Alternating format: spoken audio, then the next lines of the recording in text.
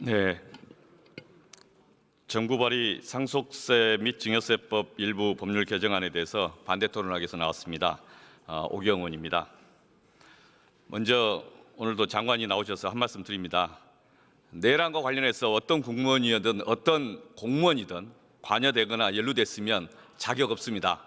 그리고 그에 대해서 해명을 해야 앞으로 일을 할 수 있다, 이 말씀을 드립니다. 모든 국민 지켜보고 있습니다. 국회의원도 마찬가지입니다. 관여된 사람 자격 없습니다. 다음 상정세법 반대 이유를 말씀드리겠습니다. 첫째, 지금은 감세 정책을 할 때가 아닙니다. 제가 누누이 말씀드렸지만 지난 3년 동안 국세 수입을 보면 2022년 395.9조, 그런데 1년 만에 작년에 341.1조, 52조 감소했습니다. 올해 337.7조 예상하고 있는데 9월 기준입니다. 지금 12월 말 기준으로 다시 보니까 약 5조가 더 감소됐습니다. 332조 예상하고 있습니다. 나라의 곳간이 무너지고 있습니다. 지금 작년과 올해 역대급 세수 결손이 계속 발생하고 있습니다. 작년 56.4조, 올해 29.6조 이야기지만 저는 35조 정도 예상하고 있습니다. 기재위원들의 의견입니다.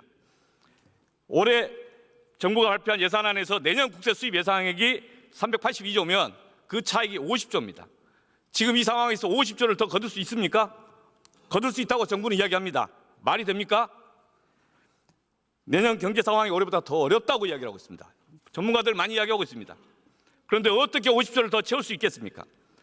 국회와 국민을 속이는 정부 반성해야 된다. 계속 예결특위 과정에서 이야기했습니다. 왜 국세 수입이 이렇게 줄어들고 있는가? 왜 매년 세수 결손이 반복되고 있는가? 말도 안 되는 감세 정책 때문입니다. 2022년도 감세정책 60.3조, 23년도 정부가 제시한 거 3.1조, 그리고 올해 정부가 추진하고 하는 게 18.4조의 감세정책, 다 합치면은 81.8조 정도 누적법 기준으로 해서 예상하고 있습니다. 그러면 감세정책을 했으면 경제가 활성화됐습니까? 활성화돼야죠.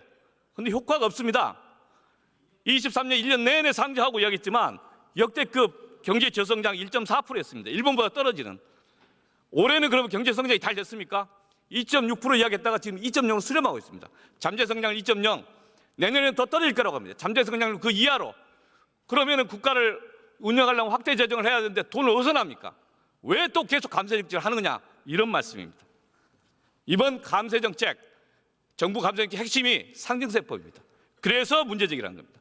또 하나는 이 주된 내용이 초부자 관세이기 때문에 그렇습니다. 국회 예정처 자료에 따르면 향후 5년간 이 상정세법과 관련된 세법 개정안을 포함해서 약 서민 중산층 세부담은 1조 정도, 1조 7천억 감소되는데 고소득자 세부담이 20조 500억 정도 감소할 거 예상하고 있습니다. 현재는 나라의 곳간이 무너지고 있다. 지난 2년 반 동안 나라의 곳간이 무너졌다. 그러면 지금부터는 이걸 바꿔야 된다. 현 경제 사정에서 이런 방식이 맞냐?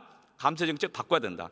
경제 상황 한 치 앞도 내다보기 힘든데 정부가 이야기하는 상증세 감세는 옳지도 않고 정의롭지도 않고 적절하지 않다, 이런 말씀을 드립니다. 그리고 정부가 유산취득세 도입 등 상소득 개편을 현재 연구 용역을 하고 있습니다. 이후 그 결과 나오고 내년에 다시 토론은 됩니다. 지금 할 이유가 없습니다. 그래서 다시 한번 이상과 같은 이유로 정부의 이번 상증세법 개정안 부결시키기 위해서 강력히 호소합니다. 감사합니다.